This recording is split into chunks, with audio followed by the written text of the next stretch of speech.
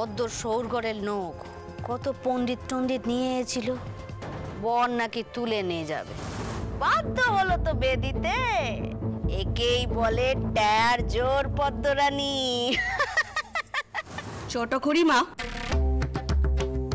এসব আপনি কি কথা কইছেন জামাইয়ের সম্মুখে?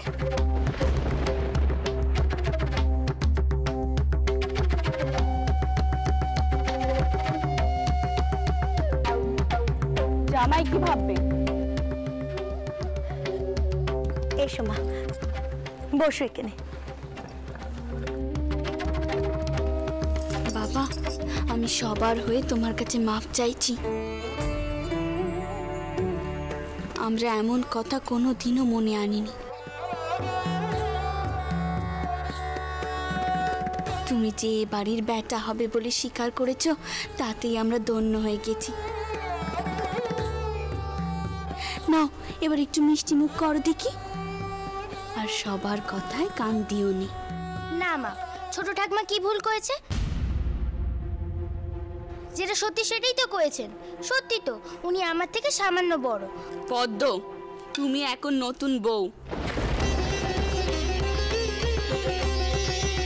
তোমাকে এখন চুপ করে থাকতে হয়। আমি তো আগেও তোমাকে সাবধান করেছি পদ্ম। ছোট বৌমা, থাক, এই বাসর ঘরে মেয়েকে আর বকাবকি করো নে।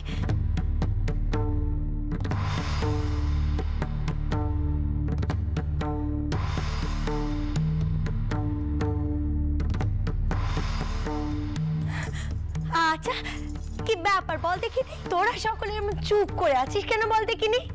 সকলে মিলে একটু হইচই কর, রইলে সারা রাত জাগবি কেমন করে? বাবা, তুমি শুধু এ বাড়ির জামাই নও, তুমি হলে আমার বড় বেটা। নাও, এবার একটু মিষ্টি মুখ করো দেখি, কম ঝক্কি তো আর যায়নি। আর আমি বুঝি তোমার কেউ নয়? তুমি হলে আমার মা নেই, কিন্তু আজ যে তোমার জামাই দাদার বিয়ে, তার তো একটু যত্নার্থী করতে হবে। তুমি দেখো যাতে তার কোনো যত্ন ত্রুটি না হয়। না বাবা, খাও দেখি একটু মিষ্টি, খাও।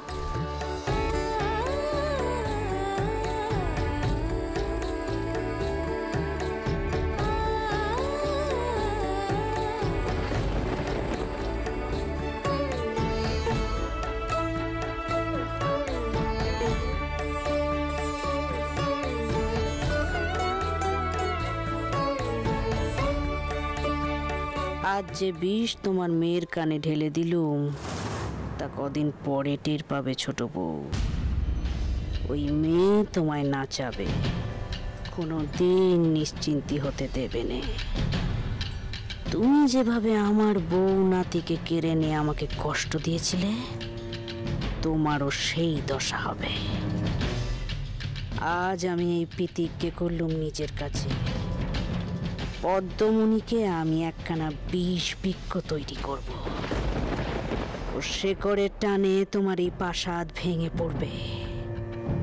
তুমি যেমন আমার নাতিকে তোমার দিকে টেনেছ, আমিও তেমনি টানবো তোমার মেয়েকে। পদ্মকে আমি আমার মতো করে তৈরি করব।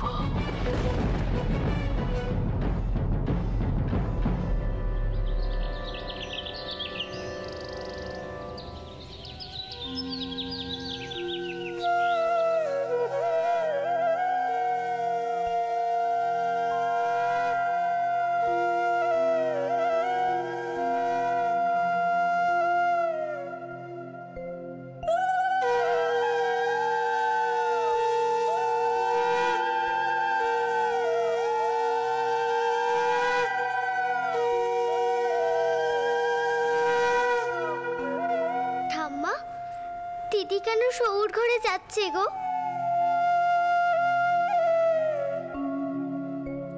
মেয়েদের যে সৌর ঘরে যেতেই হয় রে মা, এটাই যে নিয়ম। কাজ যখন তখন না নিয়ে গেলে হয় না গো ছোট মা।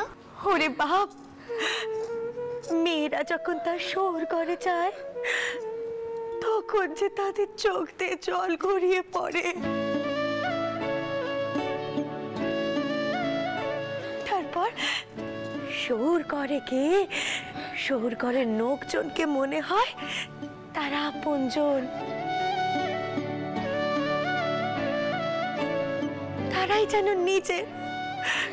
তারপর শৌর করে সব দায়িত্ব সামলে বাপের ঘরে আসার আর পুরুষত্বই মেলে রে। তুই হলি চোরা, তুই এসবের কি বুঝবি? কিছু মনে করো না, আমাদের পদ্মর বেলা তেমনটা হবে কিনা সন্দেহ হচ্ছে।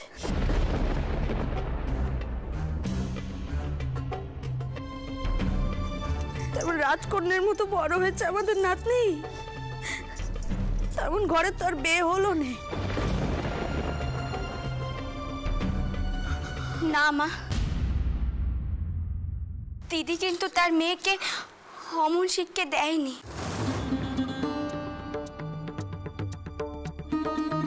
দিদি এসো,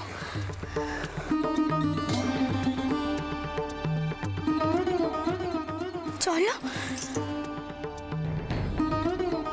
এসো দিদি।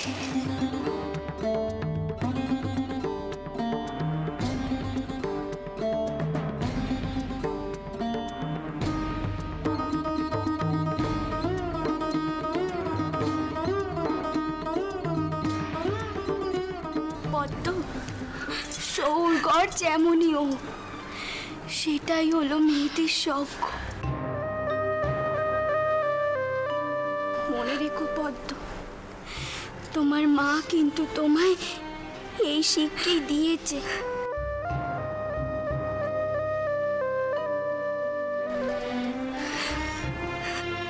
ও দিদি, কনকাঞ্জলির সময় হয়ে গেল যে।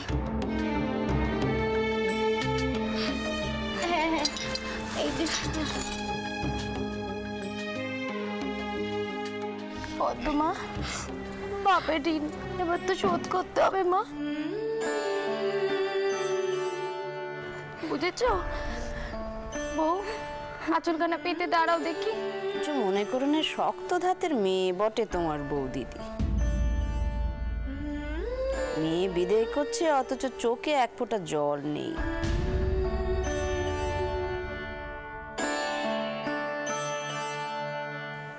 এ সময় অন্য ঘরে তো চোখের জলের বান আসে গো।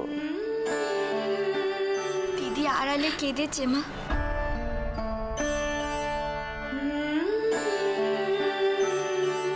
পাছে পাছে পদ্মর সামনে কাঁদলে যদি পদ্ম তার মায়ের কান্না দেখে আরো কেঁদে বসে, তাই দিদি পদ্মর সামনে কাঁদছে না।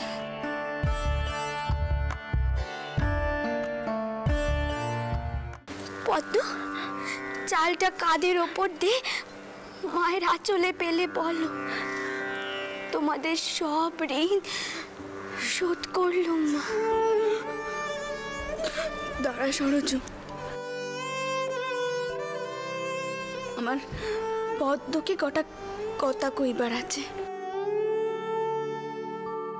পদ্মমা, আমরা যথা সাধ্য তোমাকে শিক্ষা দিয়েছি। আমি জানি শোর ঘরে গিয়ে তুমি সেই শিক্ষা বলবে না। জানো তো মা, বাপ মায়ের ঋণ কোনোদিনও শোধ করা যায়নি, তবুও কেন এই আচার মানা হয়? মেয়েরা যখন শোর ঘরে গিয়ে বাপের ঘরের মুখ উজ্জ্বল করে, তখনই মা বাপের সব ঋণ শোধ করা হয়।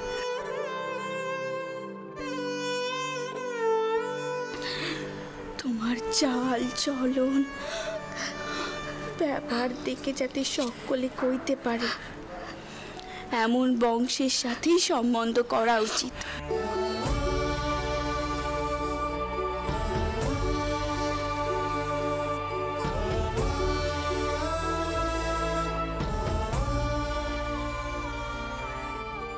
জানো তো মা, টাকা পয়সা ধন সম্পদ মানুষকে সুখী করতে পারেনি। মানুষ সুখী হয় নিজ গুণে, আর সুখীও করে নিজ গুণে। আশীর্বাদ করি মা, যাতে তুমি সুখী হতে পারো।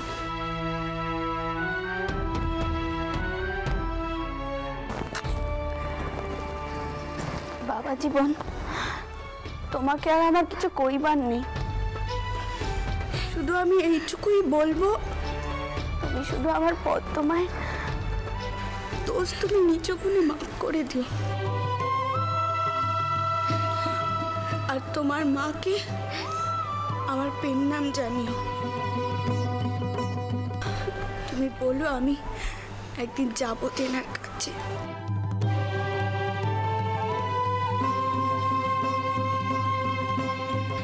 ছোট বৌমা, এই হলো মার বাড়ির বউয়ের মতো কথা। শোনা মা আমার, এবার কনকাঞ্জলি দাও মা।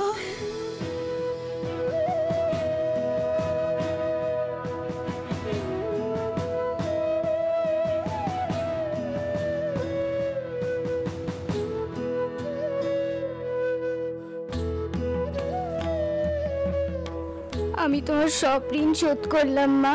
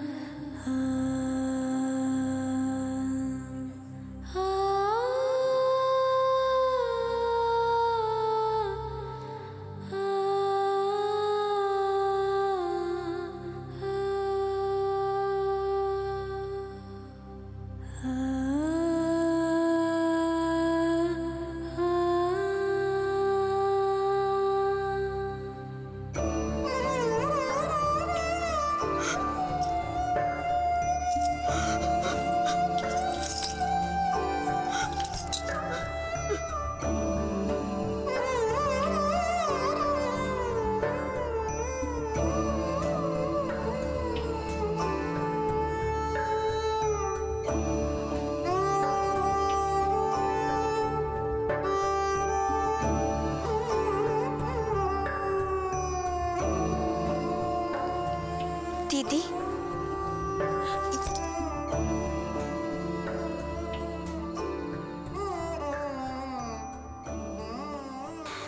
পদ্মর পালকি রওনা হয়ে গেল। যাক বাবা, শেষ পর্যন্ত বিয়েটা ভালোই ভালোই মিটল। কি গোলটাই না বেঁধেছিল। এইভাবেই এক এক করে মেয়েগুলো পরের ঘরে চলে যাবে, তাই না রে সরোজ? ঘরটা একেবারে শূন্য হয়ে যাবে। দিদি, মেয়ে হয়ে জন্মালে যে এমনটাই হয় গো।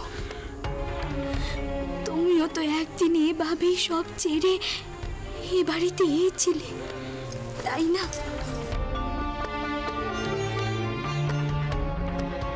পিসিরও হয়তো এমন কষ্টই হয়েছিল, বিকাশ তো করতে পারেনি।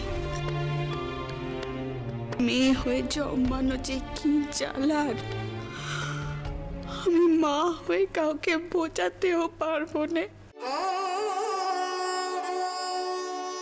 আমার মেয়েগুলো আমার বুকের ঠিক কোনখানে আছে। তাহলে কুশিক্ষে দেওয়া হবে,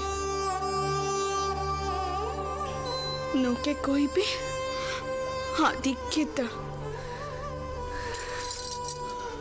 মেনে নাও দিদি, মেনে নাও। বুকের ভেতরে জ্বালা জমিয়ে রেখো নে।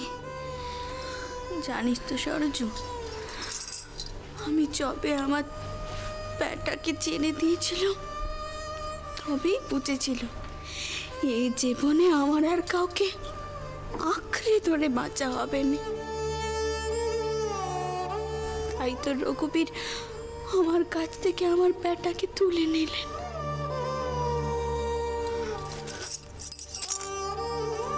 কিন্তু আমিও তীর করেছি, আমার মেয়েরাই আমার ব্যাটার সমান হবে।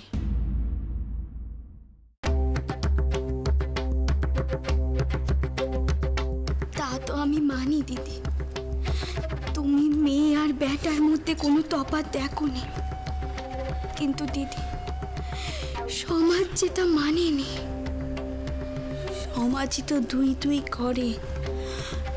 তাই তো বাবা মশাই এত ভয় পেয়ে আছেন। বাবা মশাই মেয়েদের নক্ষের রূপ পাবে, কিন্তু পরিস্থিতির চাপে বাবা মশাইও ব্যাটার জন্য উতলা হয়েছিলেন। আচ্ছা সরজু, আমার জামাইরা তো আমার ছেলের মতো, তারা যদি এই বাড়িতে আমার ছেলে হয়ে থাকে তবে কেমন হয়? ছোট বৌমা, তুমি ঘর জামাই রাখবে ঠিক করেছো?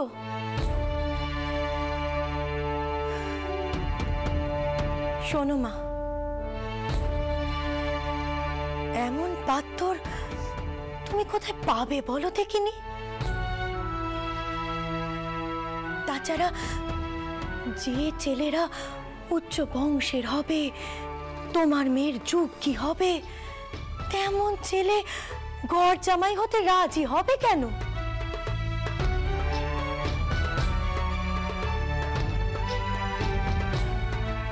ছোট বৌমা, একখানা কথা মাথায় রেখো, জন জামাই ভাগনা, তিন হয় না আপনা। মা, আমি কিন্তু এত কিছু ভেবে কথাগুলো বলিনি।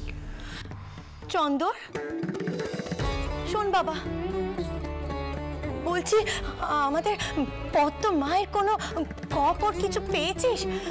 পদ্মার মামার শহরের বাড়ি তো মলঙ্গা লেনে, সে তো কাছেই। না মা, আমার পদ্মাকে মলঙ্গা লেনের বাড়ি নিয়ে যাওয়া হচ্ছে না, ওকে সিথির আটা বাড়িতে নিয়ে যাওয়া হচ্ছে। সে কি? তো জামাই তো ছোট থেকেই মামার বাড়িতে মানুষ হয়েছে। শুনলাম এমন বিধান নাকি বাচস্পতি মশাই দিয়েছেন।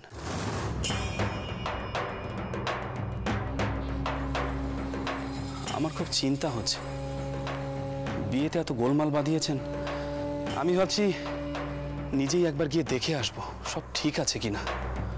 আপনি যাবেন? কিন্তু পদ্ম শাওরি যদি ভাবেন আমরা তেনাদের হাতে মেয়েকে তুলে দিয়ে নিশ্চিন্তি হতে পারিনি, তবে তো আবার গোল বাঁধবে। এখন মেয়ের বিয়ে হয়েছে, মেয়ের সব দায়িত্ব তেনাদের। এখন আমাদের না যাওয়াই উচিত।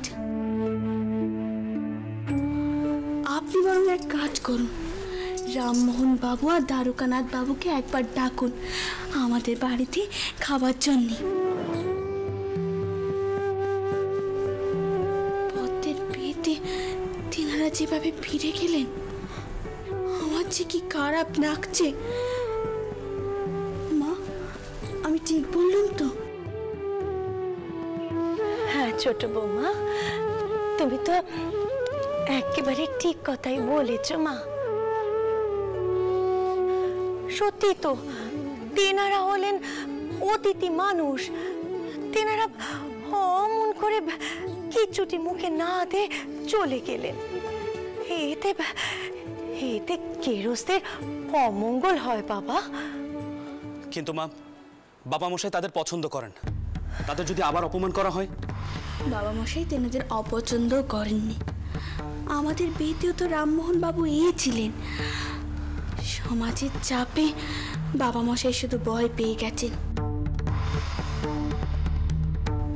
আপনি এসব না ভেবে তেনাদের নেমন্তন্ন করুন, আমি নিজে বাবা মশাইয়ের সাথে কথা কইব।